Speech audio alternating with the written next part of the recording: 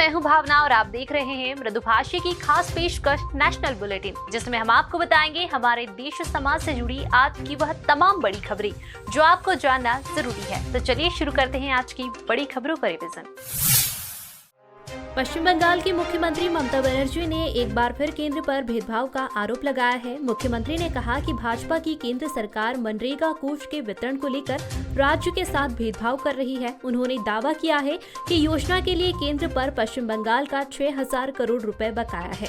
मुख्यमंत्री ने मुर्शिदाबाद जिले के सागर दीघी में एक प्रशासनिक समीक्षा बैठक की। इस दौरान उन्होंने कहा, केंद्र सरकार पश्चिम बंगाल को मनरेगा फंड जारी नहीं कर रही है, उन पर हमारा 6,000 करोड़ रुपए बकाया है। हालांकि बीजेपी शासित राज्यों को 100 दिनों की कार्य योजना के लिए फंड मिल रहा है। केरल के राज्यपाल आरिफ मोहम्मद खान ने फतवा या इस्लामी धार्मिक फरमानों को राजनीतिक हथियार के रूप में प्रयोग किए जाने का आरोप लगाया। उन्होंने कहा कि जब वे कांग्रेस के सदस्य हुआ करते थे तब कई बार उनके खिलाफ फतवे जारी किए गए थे। उन्होंने आरएसएस से जुड़े साप्ताहिक 5 जन्य द्वारा आयोजित एक सम्मेलन में बोलते हुए यह बातें कही। केंद्रीय गृह एवं सहकारिता मंत्री अमित शाह ने कहा, स्वच्छता की स्वास्थ्य की प्राथमिक शर्त है और जब तक सभी लोग जागरूक नहीं होंगे तब तक कोई भी सरकार हमारे क्षेत्र को स्वच्छ नहीं बना सकती। शाह ने गुजरात के गांधीनगर में लगभग 50 करोड़ की लागत के विभिन्न विकास कार्यों का उद्घाटन व शिलान्यास और मोटी आदरज से प्लास्टिक मुक्त गांव अभियान की शुरुआत करते हुए यह बात कही। उन्होंने कहा, आज मोटी आदरज में 50 करोड़ रुपए की लागत की स्वास्थ्य संबंधी विकास कार्यों का लोकार्पण और उद्घाटन हुआ है। प्रधानमंत्री नरेंद्र मोदी के नेतृत्व में यहां पर बड़ा हेल्थ सेंटर बनने वाला है और इसके बनने से सभी स्वास्थ्य सुविधाओं को प्राप्त किया जा सकेगा। सोमवार को मीडिया से बात करते हुए आदित्य ठाकरे ने कहा, मैं जानना चाहता हूं कि क्या सड़कों का काम पूरा करने के लिए कोई समय सीमा तय की गई है। उन्होंने कहा, बीएमसी का कार्यकाल पिछले साल मार्च में खत्म हो गया था और इसके चुनाव होने वाले हैं। बीएमसी में कोई जनप्रतिनिधि, महापौर या स्थायी समिति नहीं है, तो प्रशासक के लिए यह कितना सही है कि वह सड़कों के क्रांकीटीकरण का प्रस्ताव करे और उसे खुद ही मंजूरी दे दे। ठाकरे ने कहा, यहाँ छोटी छोटी गलियां हैं जहाँ सालों से डामर का इस्तेमाल किया जा रहा है। पैडल रोड और मरीन ड्राइव के मामले में डामर मैस्टिक है और वे अभी भी अच्छी स्थिति में है। रेप और हत्या के केस में जेल में बंद डेरा सच्चा सौदा प्रमुख राम रहीम एक बार फिर जेल से बाहर आ सकता है। डेरा मुखी ने हरियाणा सरकार के पास पैरोल की अर्जी लगाई है। फिलहाल राम रहीम रोहतक की सुनारिया जेल में उम्र कैद की सजा काट रहा है। कुछ माह पहले ही राम रहीम पैरोल पूरी कर वापस जेल गया था। मिली जानकारी के अनुसार 25 जनवरी को डेरा सच्चा सौदा के दूसरे संत शाह सतनाम महाराज का जन्मदिन है। सिरसा डेरे की तरफ से हर साल इस दिन बड़ा आयोजन किया जाता है, जिसमें सत्संग और भंडारा किया जाता है। इस बार भी बड़े आयोजन की तैयारी है, जिसमें राम रहीम भी शामिल होना चाहता है।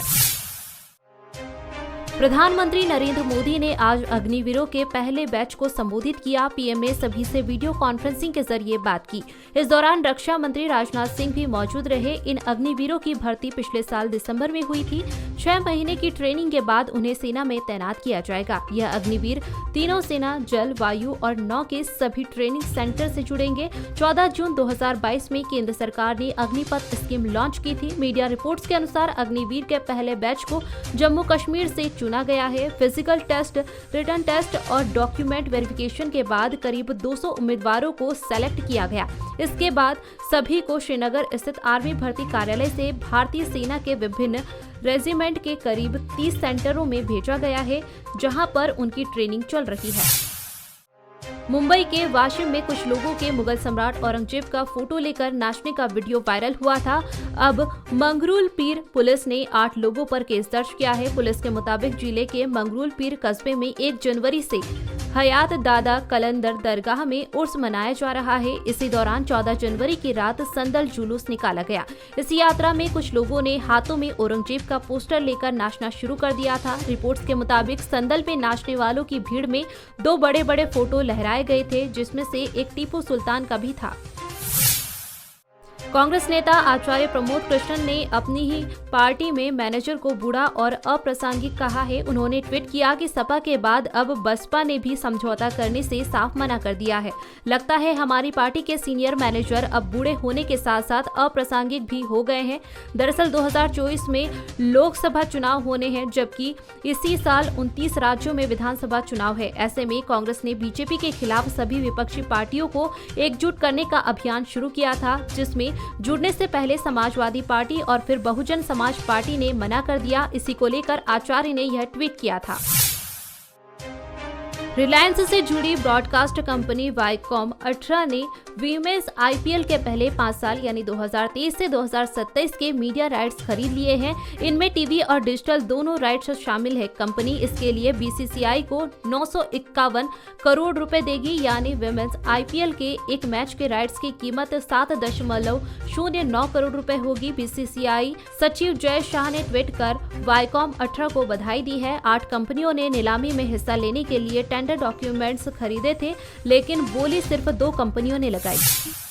कार एक्सीडेंट में गंभीर रूप से घायल होने वाले भारतीय टीम के विकेटकीपर बल्लेबाज ऋषभ पंत इस साल होने वाले वनडे वर्ल्ड में भी खेलते नजर नहीं आएंगे।